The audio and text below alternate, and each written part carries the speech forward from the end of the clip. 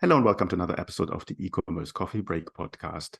Do you, as a merchant, have ever had the feeling that your online store is getting most out of your email marketing? A lot of merchants have exactly that feeling.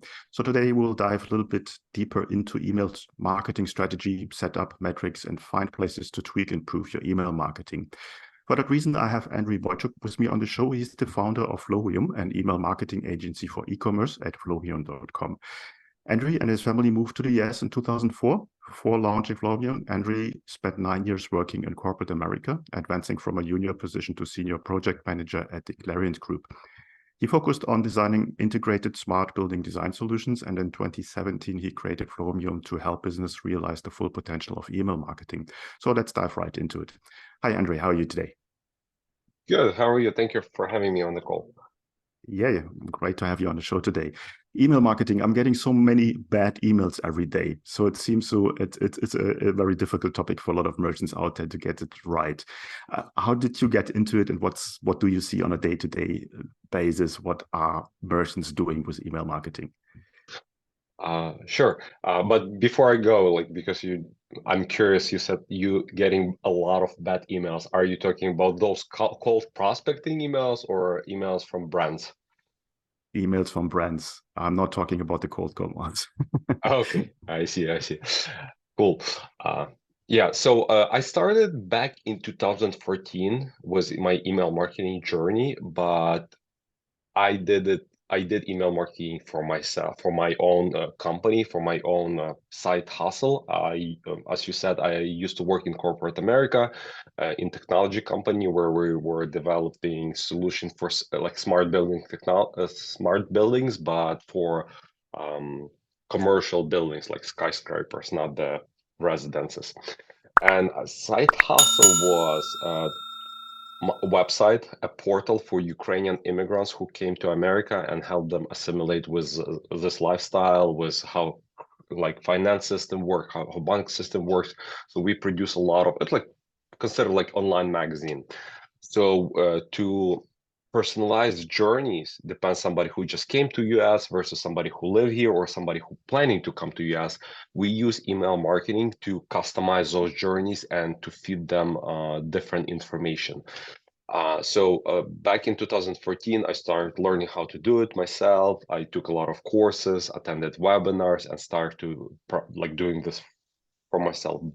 Fast forward to 2000, late 2016, I quit my corporate job and start freelancing. And so I started doing email marketing for other companies, but it was all over the spectrum. We are doing projects for dentists, for lawyers. And when I did my first e-commerce project, I realized that like, whoa, it's so easy to show the value of my work because you send few emails. I mean, good crafted emails, targeted emails, and you see the immediate return uh, of that email. So it's easier to show to my clients how much money I generated to their brand. So like probably took me 2 years to realize that I need to niche down. So then in 2019, we start focusing only on e-commerce brands. And since then we built a company now more than 80 employees in the companies. Um, we served a lot of clients. I don't have the exact numbers, but like way over like 300 different brands. Some projects just like few months of work. Sometimes some projects stay with us over the 3 years. Okay. Now, obviously, you're seeing a lot of emails, setup, flows, automations, campaigns on a daily basis. As we're going into the Q4 season, so the strongest season of the year for e-commerce merchants with Black Friday, Cyber Monday, and whatsoever, what should they do to get everything right to make the most out of this sales season? Uh, I'll start from the basic answer is like they need to plan ahead because the busiest time for our sales department, I don't know why, but in November. Why? Because people like late to the game and they're like, oh, I need to set up email marketing, but it's like already November and it's like really late and we have to like turn them down or say like we are not able to support you for that period of time. So the best advice I can give you, like right now we're recording in September, this will be featured in October. This is a great time to prepare for November, plan out the November. And these 2 months, I would strongly recommend to put a focus on collecting those emails or phone numbers for SMS. So put heavy heavy pressure on advertising, social media to attract those clients, maybe not conversion into sales, but conversion to email subscribers. Why? Because you will leverage those email subscribers when it's the season with sales, and it would be the best time to kind of to convert them to first-time customers or multiple customers. Mm-hmm.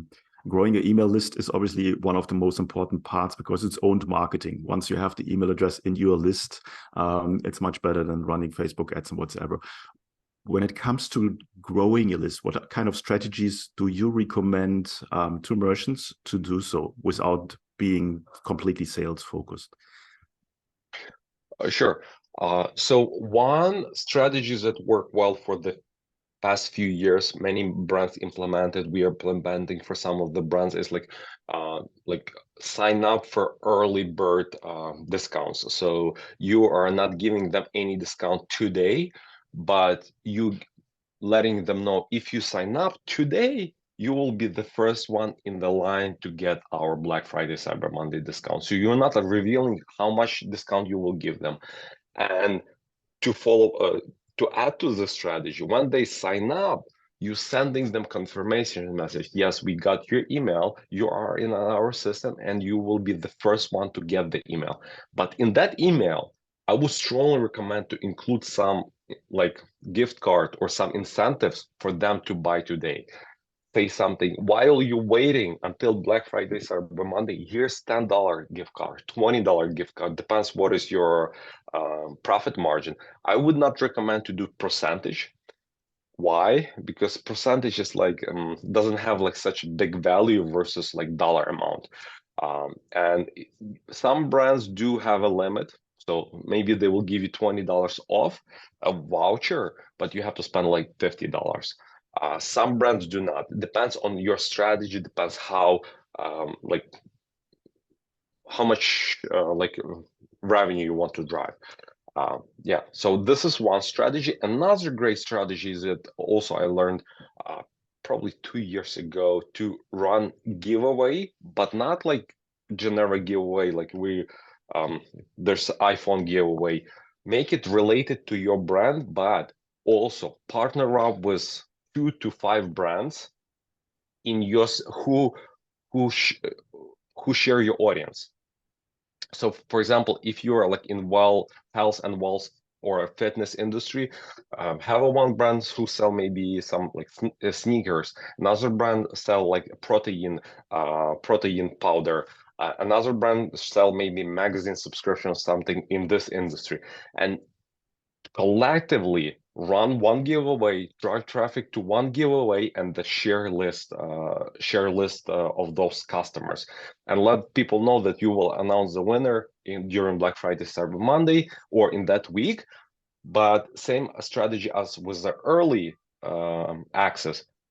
When they opt in, give them something. Say, hey, why are you waiting to find out if you won or not? Here's $20 coupon vouchers that you can spend today in our store. Mm-hmm. I like these ideas, specifically with the pre-sign up for a discount. I've never heard that. That's an absolute brilliant idea. Now, the power of email lies in segmentation, and a lot of people just blasting it out to their whole list. Give me some ideas and strategies when it comes to a good segmentation idea or strategy. Sure, but before I would like to highlight what you just said about segmentation and give you an example that we run for one of our clients. So we did a split test. So we were trying to prove to the client that blasting one email to the entire list is not a good strategy. Yes, maybe you will make more money, but long term you will hurt your deliverability, which will hurt your revenue in the future as well. So this is the test we did, and we did it 5 times. So there's no doubt that the test is successful. So we had one campaign, no sales. It was one campaign. It was a product release. One campaign was a product release, and we sent this campaign to generic list to everybody. And the same campaign, nothing changed except who we send it to. We send it to people who express interest in this product category. And first, all-in segment was 100,000 subscribers, and it generated around like 7,000. It's like was like around like $10,000. The second segment was 10,000 people, but it generated around like more than 20 or even $30,000. So basically, the segment size was 10 times smaller, but generate 2 or 3x, sorry, 3 or 4x of the revenue. So it shows you the power of segmentation. In terms of what segments to set up, and especially for Black Friday, Cyber Monday. One second, I have a cheat sheet that I was on a conference and I took some notes. Sorry, maybe you will cut it out this portion because No worries. Yeah, so for Black Friday, Cyber Monday, there's like 4 segments that we like to focus on, and also the ESP that we work with called Klaviyo. We are a lead partner with them, and they strongly recommend to focus on those 4 segments as well. So first of all, it's like VAP, somebody who spent 3x of your average order value with you, or somebody who placed 3+ order with you. So it means like they are not one-time buyer. So they purchased 3 times or more with you.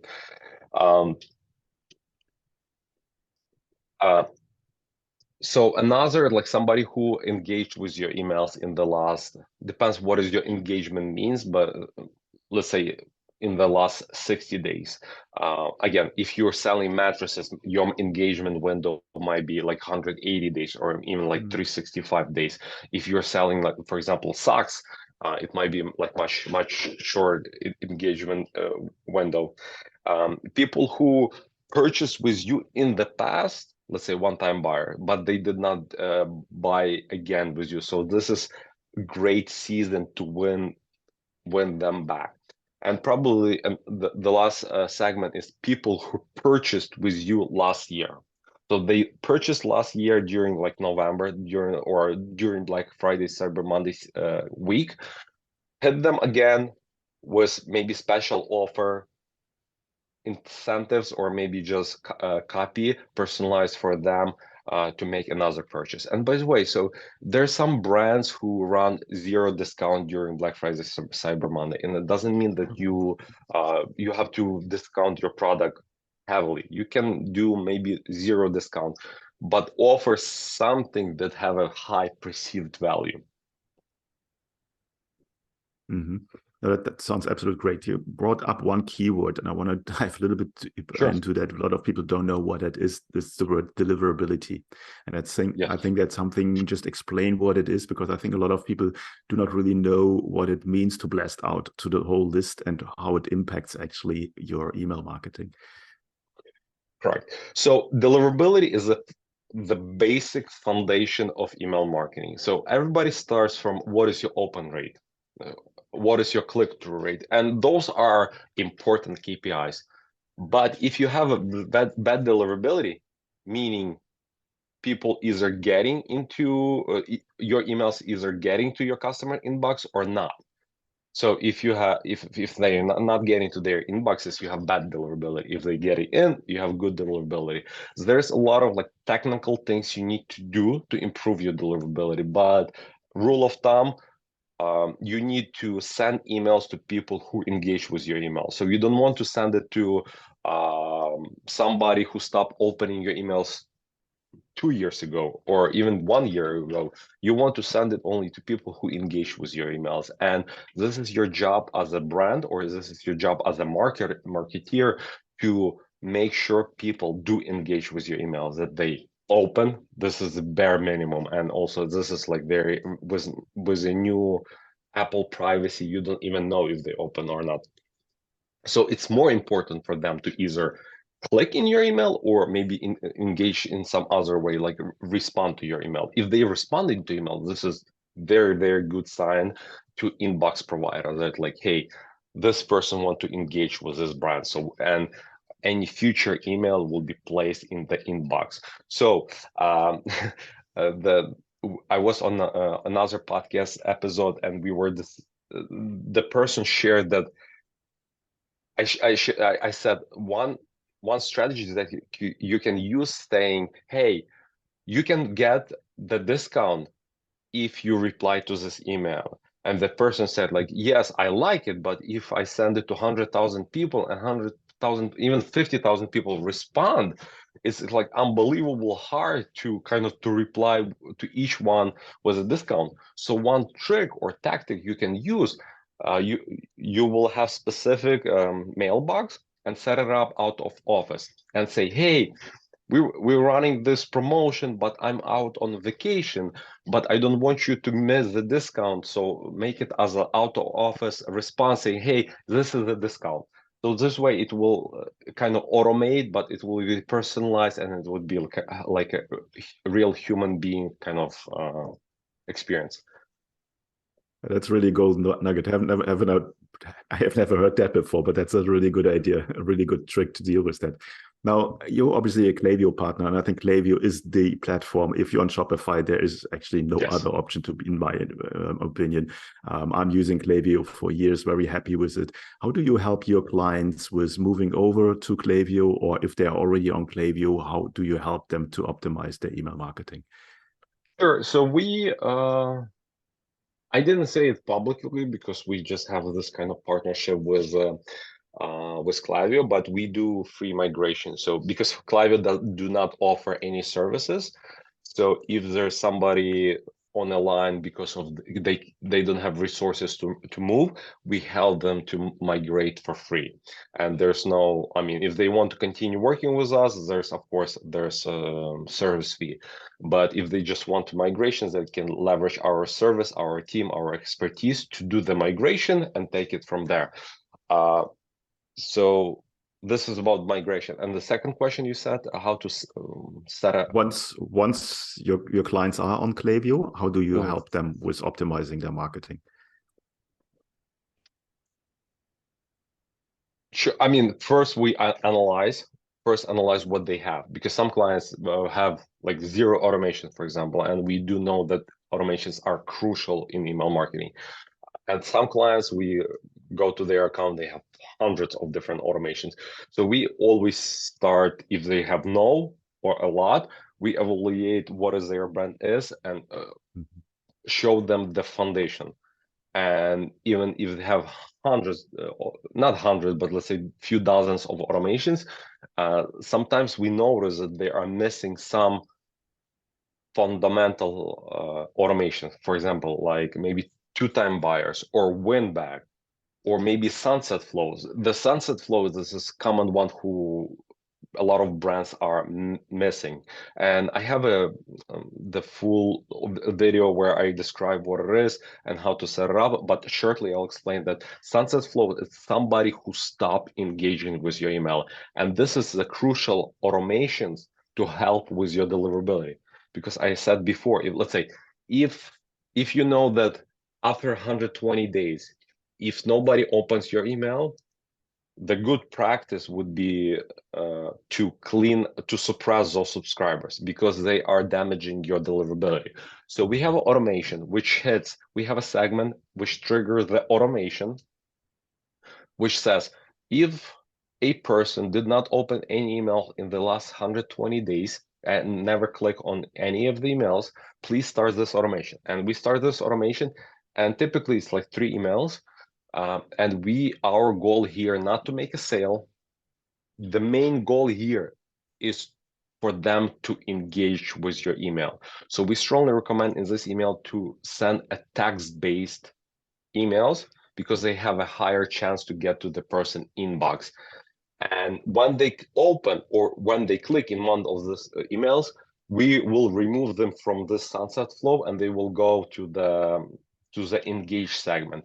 But the rest of people who did not engage with this automation, we need to suppress them or unsubscribe them from your platform. In this case, Klaviyo. Like for example, for you it would be Klaviyo. Why? First of all, you're paying money for those subscribers. Second, they are hurting your deliverability. So there's zero value, and actually there's negative value in keeping those people in your account. And third, by unsubscribing, it doesn't mean you're losing them. They still in your system, but you will not be able to send them emails. So they are able to resubscribe in the future. Mm-hmm. Yeah, I think it's a crucial step to re-engage people, to become more engaged on your list and also to clean your list. And I know a lot of marketers and merchants out there are too scared to clean their list because it might really, in the first place, a huge dip on numbers they have. But you're 100% right. It helps with the quality of your list and it saves a lot of money. So here's one more thing, for example, for you, since you use Klaviyo and it may be possible in other ESP, to create a segment for people who stop engaging with your emails, but they are visiting your website. So you can create a pop-up specifically for them and not to opt in, but announce like, listen, we sent you a few emails, you're not opening, so check your spam folder or something. So this is like kind of, you are able to show them personalized message only for those group of people. And this is how you can recover some of people. They will probably check your spam folder and like, oh, you're in spam, and click unspam, which will also improve your deliverability. Mm-hmm. You said before you're working with a lot of brands. Are there, or who's your perfect customer? Are you working with specific niche or verticals or industries more than with others? So majority of our brands are in CPG space, consumer packaging goods, so like food, beverage, cosmetics, and another majority of our brands are like fashion and apparel, so clothing, shoes, accessories. So those are two biggest group, but we don't shy away from any industry in e-commerce space. Mm-hmm. How does the typical onboarding process look like?